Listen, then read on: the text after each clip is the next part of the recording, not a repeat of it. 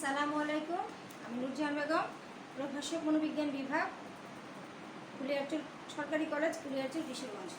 আশা করছি আল্লাহর অশেষ মেহেরবানিতে শিক্ষার্থীরা তোমরা সবাই সুস্থ আছো, নিরাপদে আছো। আলহামদুলিল্লাহ আমিও ভালো আছি। তো শিক্ষার্থীরা, আমি তোমাদের সাথে মনোবিজ্ঞানের যে প্রথম অধ্যায় থেকে প্রথম পত্রের প্রথম অধ্যায় যেটা মনোবিজ্ঞান পরিচিতি, এই অধ্যায়টা শুরু করেছিলাম এবং এই অধ্যায় থেকে আমি তোমাদের সাথে দুইটা ক্লাস নিয়েছি। প্রথম একটা ক্লাস নিয়েছিলাম মনোবিজ্ঞান শুধু কী বা এই বিষয়টা একটু উপস্থাপন করার জন্য। তারপরে মূলত আমি এই অধ্যায় থেকে তোমাদের সাথে দুইটা ক্লাস নিয়েছি। তো আজকে 3 নাম্বার ক্লাসটা নিব। আশা করছি সবাই মনোযোগ দিয়ে ক্লাসটা দেখবে। আজকে শিক্ষণফল খুব বেশি না, খুব ছোটো দুইটা শিক্ষণফল তোমাদের জন্য নিয়েছি এই অধ্যায় থেকে। প্রথম যে শিক্ষণফলটা রয়েছে সেটা হচ্ছে বিজ্ঞান কাকে বলে, এবং পরের যেটা সেটা হচ্ছে মনোবিজ্ঞান কি বিজ্ঞান নাকি জৈব সামাজিক বিজ্ঞান, এই বিষয়টা আমরা আজকে একটু জানার চেষ্টা করি। তো গত ক্লাসে এই অধ্যায় থেকে কী পড়েছিলাম তোমাদের কি মনে আছে? আশা করছি মনে আছে। তা আমি মনে হয় তোমাদের সাথে গত ক্লাসে এই অধ্যায় থেকে মনোবিজ্ঞানের যে কিছু গুরুত্বপূর্ণ দৃষ্টিভঙ্গি এই বিষয়টা আলোচনা করেছিলাম এবং মনোবিজ্ঞানের শাখাগুলো তোমাদের সামনে উপস্থাপন করার চেষ্টা করেছিলাম। আশা করি তোমরা সবাই এই বিষয়গুলো বাসায় খেয়াল করেছো বা পড়াশোনা করেছো। তো আজকে আমাদের যে শিক্ষণফল আসে প্রথম যেটা সেটা হচ্ছে বিজ্ঞান কাকে বলে, এটা নিয়ে একটু আলোচনা করি। বিজ্ঞান কি? আমি যখন তোমাদেরকে মনোবিজ্ঞানের সংজ্ঞা পড়িয়েছিলাম সেখানেও কিন্তু বিজ্ঞানটাকে একটু ছোটো করে আলোচনা করেছিলাম। বিজ্ঞান কি? বিজ্ঞান হচ্ছে বিশেষ জ্ঞান। বিজ্ঞান কি? বিজ্ঞান মানে হচ্ছে বিশেষ জ্ঞান। তার মানে কি? বিজ্ঞান হচ্ছে বিশেষ জ্ঞান। এখন এই বিশেষ জ্ঞানটা কিভাবে আমরা অর্জন করব? সুবিন্যস্ত এবং সুপরিকল্পিত অবস্থায় কোনো বস্তু বা ঘটনাকে নিরপেক্ষভাবে বিশ্লেষণ করে আমরা যে জ্ঞান লাভ করি তাই হচ্ছে বিজ্ঞান বা এই বিশেষ জ্ঞান। ঠিক আছে? তাহলে কি বললাম আমি? সুবিন্যস্ত এবং সুপরিকল্পিতভাবে কোনো বস্তু বা ঘটনাকে নিরপেক্ষভাবে বিশ্লেষণ করে আমরা যে জ্ঞান লাভ করে থাকি তাই হচ্ছে বিশেষ জ্ঞান বা বিজ্ঞান। ঠিক আছে শিক্ষার্থীরা? তা আশা করছি বুঝতে পেরেছো। তো এখন আমাদের জানার বিষয় হচ্ছে যে মনোবিজ্ঞান কি বিজ্ঞান নাকি জৈব সামাজিক বিজ্ঞান। তো প্রথমে আমরা চেষ্টা করবো মনোবিজ্ঞান কি বিজ্ঞানের আওতায় আসে কিনা এটি একটু জানানোর চেষ্টা করবো, তারপরে দেখবো আসলে মনোবিজ্ঞান কীভাবে জৈব সামাজিক বিজ্ঞান হয়। ঠিক আছে শিক্ষার্থীরা? তাহলে আসো আমরা দ্বিতীয় যে শিক্ষণফলটা রয়েছে আমাদের সেটা আলোচনা করার চেষ্টা করি। আর প্রত্যেকটা বিষয়কে বিজ্ঞান হতে হলে তাকে কিছু বৈশিষ্ট্য অর্জন করতে হয়। ঠিক আছে? তো প্রথম যে 4টা বিষয় বা ঘটনার মধ্য দিয়ে একটা বিষয়কে যেতে হয়, সেই ঘটনাগুলো হচ্ছে যে প্রথমে বিষয়বস্তু, তারপর বৈজ্ঞানিক পদ্ধতি, বৈজ্ঞানিক দৃষ্টিভঙ্গি এবং প্রয়োগশীলতা। ঠিক আছে? তাহলে আমি কি বললাম তোমাদের সাথে যে কোনো বিষয় বিজ্ঞান কিনা তা প্রথমে কিভাবে জানা যায়? 4টা বিষয়ের মাধ্যমে জানা যায়। প্রথম যেটা সেটা হচ্ছে বিষয়বস্তু। প্রথম একটা কি? বিষয়বস্তু। বিষয়বস্তু। তারপরে 2 নাম্বার হচ্ছে বৈজ্ঞানিক পদ্ধতি। বৈজ্ঞানিক পদ্ধতি। 3 বৈজ্ঞানিক দৃষ্টিভঙ্গি। বৈজ্ঞানিক দৃষ্টিভঙ্গি। 4 নাম্বার যেটা হচ্ছে প্রয়োগশীলতা বা ব্যবহারযোগ্যতা।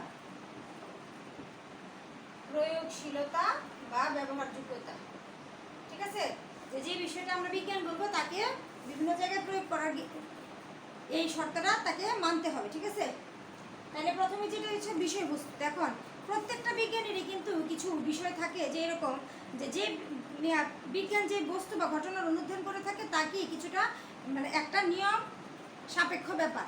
প্রত্যেক বিজ্ঞানেরই কি যে ঘটনা বা বস্তু থাকে তাকেই নিয়ম সাপেক্ষ ব্যাপার, এবং তাছাড়া এই বিজ্ঞানের কতগুলো বিষয়বস্তুর কতগুলো বৈশিষ্ট্য থাকা লাগবে। কোনো বিষয়কে বিষয়বস্তুকে যদি বিজ্ঞান হতে হয় তাহলে সেই বিষয়বস্তুর কিছু বৈশিষ্ট্য থাকতে হবে। প্রথম যে বৈশিষ্ট্যটা সেটা হচ্ছে ওই বিষয়বস্তুটাকে পর্যবেক্ষণযোগ্য হতে হবে, এবং ওই বিষয়বস্তুটার সম্বন্ধে গবেষক একে অপরের সাথে ভাষার মাধ্যমে যোগাযোগ স্থাপন করতে পারবে এরকম বিষয়বস্তু গ্রহণ করতে হবে। তারপরে যে বৈশিষ্ট্যটা রয়েছে সেটা হচ্ছে যে বিজ্ঞানের এই বিষয়বস্তুকে প্রমাণযোগ্য হতে হবে। তাহলে বিষয়বস্তুর কয়টা বৈশিষ্ট্য আমরা জানলাম? প্রথম যেটা সেটা হচ্ছে পর্যবেক্ষণযোগ্য হতে হবে, এবং এই বিষয়বস্তুটাকে নিয়ে একজন বিজ্ঞানী আরেকজন বিজ্ঞানীর সাথে ভাষার মাধ্যমে যেন যোগাযোগ স্থাপন করতে পারে সেই বৈশিষ্ট্যটা এখানে থাকতে হবে। তারপরে এই বিষয়বস্তুটাকে প্রমাণ সাপেক্ষ হতে হবে। এখন দেখো যে মনোবিজ্ঞানের বিষয়বস্তু কি? আমরা জানি মনোবিজ্ঞানের বিষয়বস্তু হচ্ছে প্রাণীর আচরণ। ঠিক আছে? তো এক্ষেত্রে প্রাণীর কেন মানুষ বা প্রাণীর আচরণ। তো এই মনোবিজ্ঞানের বিষয়বস্তু, বিজ্ঞানের বিষয়বস্তু উল্লেখিত যে বৈশিষ্ট্যগুলো আমরা বললাম, প্রমাণযোগ্য হতে হবে, পর্যবেক্ষণযোগ্য হতে হবে, একে অপরের সাথে ভাষার মাধ্যমে যোগাযোগ স্থাপন করতে পারবে। তাহলে কি এই বৈশিষ্ট্যগুলো কি এখানে নাই? এই আচরণের আমাদের যে বিষয়বস্তু আচরণ, এক্ষেত্রে এই বিষয়বস্তুটা নিয়ে কি এই বিষয়গুলো মানে বৈশিষ্ট্যগুলো পূরণ করে না? অবশ্যই করে। তাই বিষয়বস্তুর দিক থেকে দেখা যায় মনোবিজ্ঞান কি একটি বিজ্ঞান। তাহলে আমরা এই বিষয়বস্তুর দিক থেকে তাহলে আমরা মনোবিজ্ঞানকে কি বলতে পারি? বিজ্ঞান বলতে পারি। তাহলে এখন 2 নম্বর যেটা আছে সেটাতে আসে বৈজ্ঞানিক পদ্ধতি। বৈজ্ঞানিক পদ্ধতি কি? যে বিজ্ঞানের সবচেয়ে বড় পরিচয় হচ্ছে কি তার গবেষণা পদ্ধতি, এবং গবেষণা যদি বৈজ্ঞানিক পদ্ধতির নিয়ম অনুসারে করা হয় তাহলেই তাকে বিজ্ঞান বলা যেতে পারে। এখন এই বৈজ্ঞানিক পদ্ধতি আবার কতগুলো নীতির উপরে প্রতিষ্ঠিত। এখানে 6টা নীতির কথা বলা হয়েছে। প্রথম যে নীতিটা সেটা হচ্ছে কার্যকরী সংজ্ঞা, তারপরে ব্যক্তি নিরপেক্ষতা, নিয়ন্ত্রণ, পুনরাবৃত্তি, সাধারণীকরণ এবং যথার্থতা প্রমাণ। তাহলে বৈজ্ঞানিক পদ্ধতির কয়টা নীতির কথা বলা হয়েছে? এখানে 6টা নীতির কথা বলা হয়েছে। আমরা আসো একটা একটা করে 6টা নীতি একটু লিখে তোমাদের সামনে উপস্থাপন করি। প্রথম যেটা সেটা হচ্ছে কি কার্যকরী সংজ্ঞা। এই বৈজ্ঞানিক পদ্ধতির প্রথম যে নীতি সেটা হচ্ছে কার্যকরী সংজ্ঞা। কোনো বিষয়কে বিজ্ঞান হতে হলে এই বিষয় সম্পর্কে একটি সুস্পষ্ট ধারণা মনোবিজ্ঞানীরা বা যে কোনো বিজ্ঞানী সবার সামনে উপস্থাপন করবেন বা সুস্পষ্ট ধারণা দিয়ে থাকেন যে বিষয়ের উপর অনুধান করা হচ্ছে তা সুস্পষ্টভাবে চিহ্নিত করে সহজে পর্যবেক্ষণ করে ব্যাখ্যা প্রদান করাই হচ্ছে কার্যকরী সংজ্ঞা প্রদান। এবং বৈজ্ঞানিক যখন কোনো বিষয়বস্তু সম্পর্কে গবেষণা করেন তখন তিনি উক্ত বিষয়ের একটি কার্যকরী সংজ্ঞা প্রদান করে থাকেন। আর মনোবিজ্ঞানীর গবেষণার বিষয় হচ্ছে মানুষ এবং প্রাণীর আচরণ, এবং তিনি দেখা যায় যে বৈজ্ঞানিকরা কী করেন যে প্রাণীর বহুবিধ আচরণের মধ্যে যে আচরণটি গবেষণার যোগ্য শুধুমাত্র সেই আচরণটি বেছে নেন, সুনির্দিষ্ট এবং সুস্পষ্টভাবে বর্ণনা করে থাকেন। তাহলে বোঝা যাচ্ছে যে বৈজ্ঞানিক পদ্ধতি যে প্রথম নীতি কার্যকরী সংজ্ঞা, এই নীতিটা তারা আমাদের মনোবিজ্ঞানীরা কী করে অবলম্বন করেন বা এই নীতির উপরে প্রতিষ্ঠিত। তারপরে যেটা 2 নম্বর সেটা হচ্ছে ব্যক্তি নিরপেক্ষতা। ব্যক্তি নিরপেক্ষতা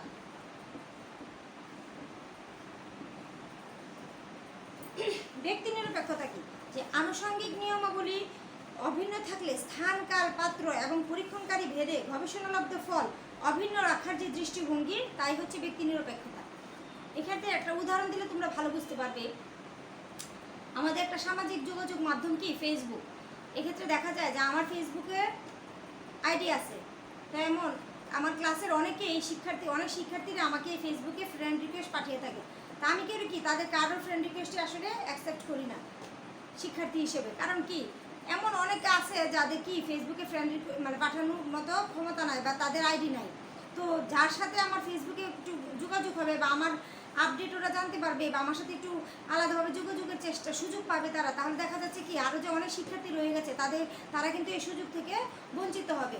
এক্ষেত্রে আমি কি করলাম, ব্যক্তি নিরপেক্ষ থেকে আমি কারো ফ্রেন্ড রিকোয়েস্টে কি অ্যাকসেপ্ট করি না। তাহলে বোঝা যাচ্ছে ব্যক্তি নিরপেক্ষতা কি, যে সব কিছু ঠিক আছে এবং পরীক্ষণকারী ভেদে গবেষণার ফল অভিন্ন রাখার যে দৃষ্টিভঙ্গি বা গবেষণা ফলাফলে ব্যক্তির নিজের কোনো প্রভাব, একজন বিজ্ঞানীর কোনো নিজস্ব প্রভাব এখানে পড়বে না, তাই হচ্ছে ব্যক্তি নিরপেক্ষতা।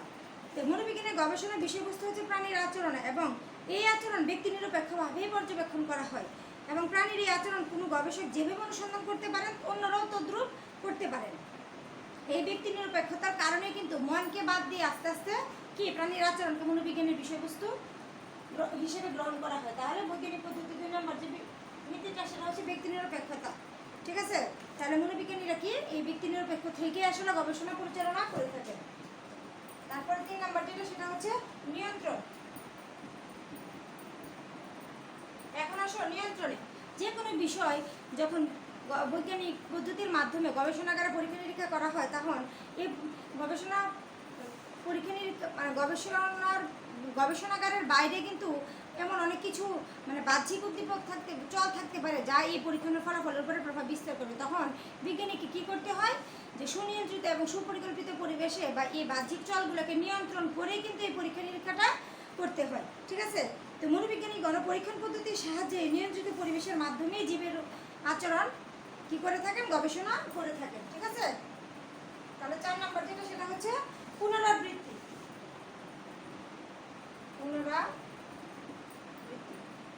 পুনরাবৃত্তি কি বৈজ্ঞানিক পদ্ধতির আরেকটা গুরুত্বপূর্ণ নীতি, ঠিক আছে। তো এই পূর্বে পরীক্ষিত কোনো বস্তু বা ঘটনাকে ইচ্ছানুসারে নিয়ন্ত্রিত পরিবেশে পুনরায় আবার পরীক্ষা নিরীক্ষা করা বা গবেষণা কার্য পরিচালনা করা, সেটাই হচ্ছে কি পুনরাবৃত্তি। এবং মনোবিজ্ঞানের গবেষণা এই বৈশিষ্ট্যটি পুরোপুরি বিদ্যমান, যে যেই ফলাফলটা একবার পাওয়া গিয়েছে একটা পরীক্ষা নিরীক্ষার মাধ্যমে, এই পূর্বে পরীক্ষিত কোনো বিষয় বস্তুকে তারা বিজ্ঞানীরা চাইলে ইচ্ছা অনুসারে পুনরায় গবেষণা কার্য এই বিষয়ের উপর পরিচালনা করতে পারে, ঠিক আছে। তাই মনোবিজ্ঞানের সব বিষয়ের উপরে এই পুনরাবৃত্তিটা প্রযোজ্য, ঠিক আছে। তাহলে তারপরে যেটা হচ্ছে সেটা হচ্ছে সাধারণীকরণ।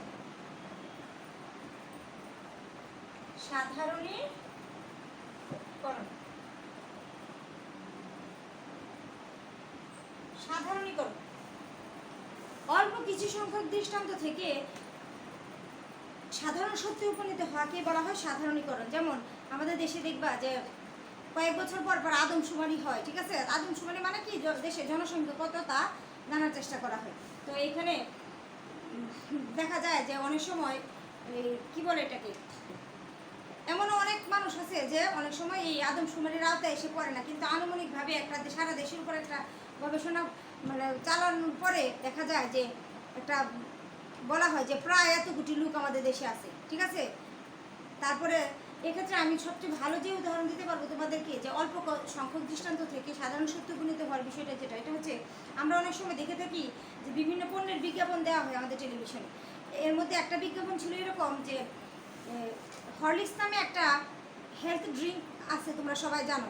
এই হরলিক্সের বিজ্ঞাপনে দেখা গেছে যে 18 মাস কিছু বাচ্চাদেরকে দুইটা ভাগে ভাগ করা হয়।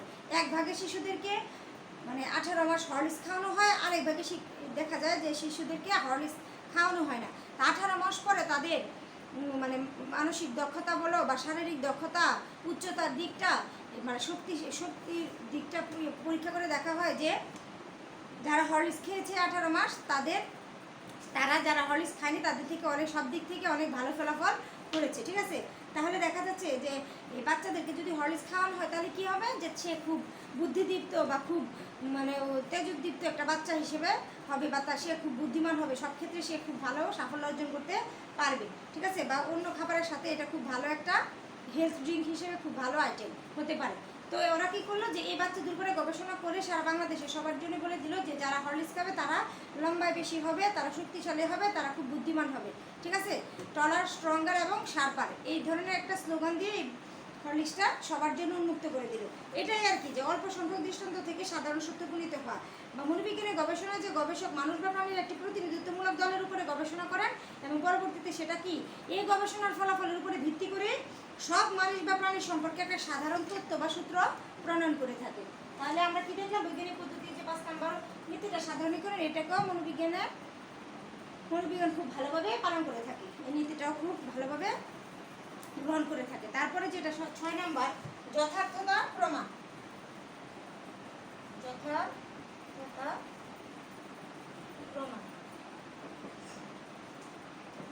প্রমাণ হচ্ছে যে বৈজ্ঞানিক পদ্ধতির একটা গুরুত্বপূর্ণ বৈশিষ্ট্য, এবং কোনো বৈজ্ঞানিক তার গবেষণা ফলাফল প্রকাশ করার পর বিভিন্ন দেশের বিজ্ঞানীগণ তার হুবহু পুনরুৎপাদন করে ফলাফল যাচাই করে দেখতে পারেন। এটাই হচ্ছে যথার্থতা প্রমাণ, যে মনোবিজ্ঞানের গবেষণা প্রাপ্ত তথ্য যে কোনো মনোবিজ্ঞানী পুনরায় হুবহু পুনরুৎপাদন করতে পারেন, ঠিক আছে। এটাই হচ্ছে আর মনোবিজ্ঞানের যে কোনো বিষয় কি গবেষণা তথ্য যে কোনো মনোবিজ্ঞানের যে কোনো সময় সেটাকে হুবহু পুনরুৎপাদন করে যাচাই করে দেখতে পারেন। এটাই হচ্ছে যথার্থতা প্রমাণ। এই হচ্ছে মনোবিজ্ঞানের বৈজ্ঞানিক পদ্ধতির 6টা নীতি। তাহলে আমরা কি দেখলাম, মনোবিজ্ঞান কি করে এই বৈজ্ঞানিক পদ্ধতির 6টা নীতিকেই অনুসরণ করে থাকে। তাই মনোবিজ্ঞানকে আমরা কি বলতে পারি, বিজ্ঞান বলতে পারি। তাই শিক্ষার্থীরা, তো এখন আমরা জানবো আমাদের যে মনোবিজ্ঞান যে 4টা বিষয়ের উপর, বিজ্ঞান যে 4টা বিষয়ের উপরে নির্ভর করে, তার প্রথমটা কি জানলাম বিষয়বস্তু, তারপর বৈজ্ঞানিক পদ্ধতি, 3 নাম্বার কি ছিল বৈজ্ঞানিক দৃষ্টিভঙ্গি, তারপরে প্রয়োগশীলতা। এখন আমি জানবো বৈজ্ঞানিক দৃষ্টিভঙ্গি সম্পর্কে। বৈজ্ঞানিক দৃষ্টিভঙ্গি,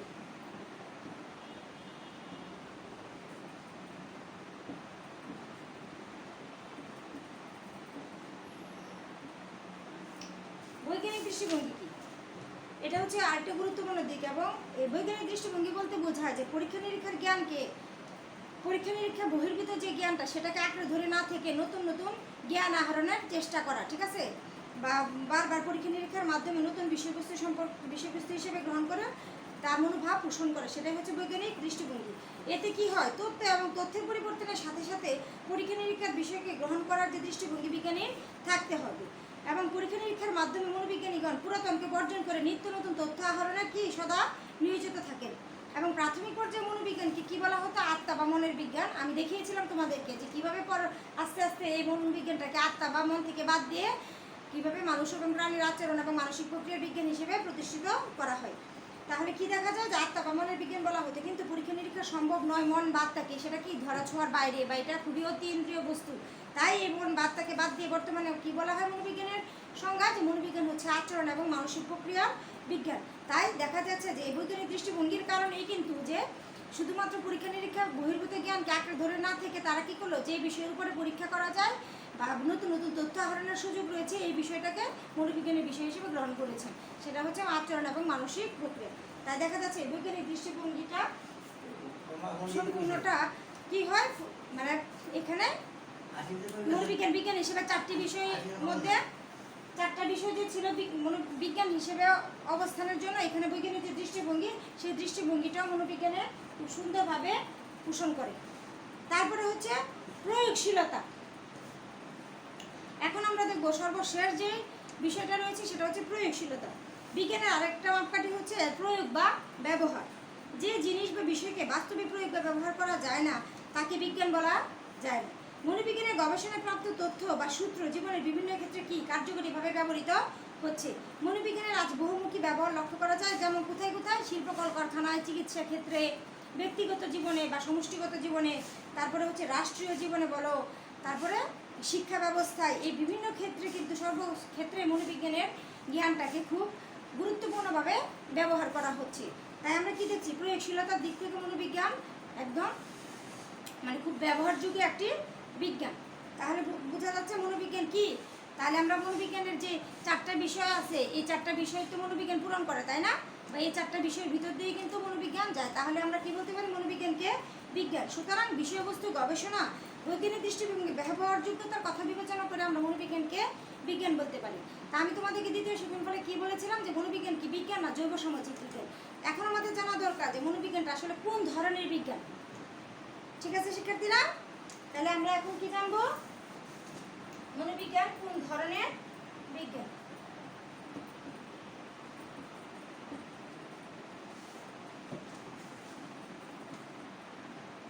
মনোবিজ্ঞানের গবেষণা কেন্দ্রবিন্দু কি বা পর্যবেক্ষণের কেন্দ্রবিন্দু হচ্ছে কি জীবন্ত প্রাণীর আচরণ, এবং এই দিক থেকে মনোবিজ্ঞানকে জীববিজ্ঞানের একটি শাখা হিসেবে আমরা বর্ণনা করতে পারি। বা প্রাণীর আচরণ বিশ্লেষণ করলে দেখা যায় যে প্রাণীর আচরণ কি জৈবিক ঘটনা বা বৈশিষ্ট্যসমূহ, যেমন শরীরের গঠন, জৈব রাসায়নিক উপাদান প্রভৃতি একটা বিশেষ ভূমিকা পালন করে থাকে। এবং জৈবিক বৈশিষ্ট্যের পার্থক্যের জন্যই কিন্তু আচরণগত এই পার্থক্যগুলো সৃষ্টি হয়ে থাকে। এখন প্রাণীর আচরণ শুধু কি তার জৈবিক ঘটনা দ্বারা নিয়ন্ত্রিত হয় না, পারিপার্শ্বিক পরিবেশ দ্বারা প্রাণীর আচরণ কিন্তু নিয়ন্ত্রিত হয়ে থাকে। ঠিক আছে, তা আমি জৈব সামাজিক বিজ্ঞান এই বিষয়টা নিয়েও কিন্তু তোমাদের সাথে আগে আলোচনা করেছিলাম। তো এখন আবার ছোট করে আলোচনা করছি যে মনোবিজ্ঞানের যে প্রাণীর যে আচরণটা তা কি শুধুমাত্র জৈবিক ঘটনাতে নিয়ন্ত্রিত হয় না শিক্ষার্থীরা, কি হয়, মানুষ যে পরিবেশে বসবাস করে তার পারিপার্শ্বিক অবস্থা দ্বারাও কিন্তু এই মানুষের আচরণ নিয়ন্ত্রিত হয়ে থাকে। যেমন বন্য প্রাণীরা যেমন আরণ্য পরিবেশে বাস করে, মানুষের তেমনি কি মানুষের একটা সমাজ আছে বা সমাজে আমরা বসবাস করে থাকি। একজন মানুষের আচরণ যেমন অন্যজনের আচরণকে প্রভাবিত করে থাকে, তেমনি অন্যের আচরণ দ্বারাও কিন্তু মানুষ প্রভাবিত হয়ে থাকে। অর্থাৎ পারিপার্শ্বিকতার সম্পর্ক মানুষের আচরণের উপরে প্রভাব বিস্তার করে থাকে। মানুষ যে সমাজে বাস করে তার ব্যক্তিত্ব এবং আচরণ সেই সমাজ দ্বারাই কিন্তু নিয়ন্ত্রিত হয়ে থাকে।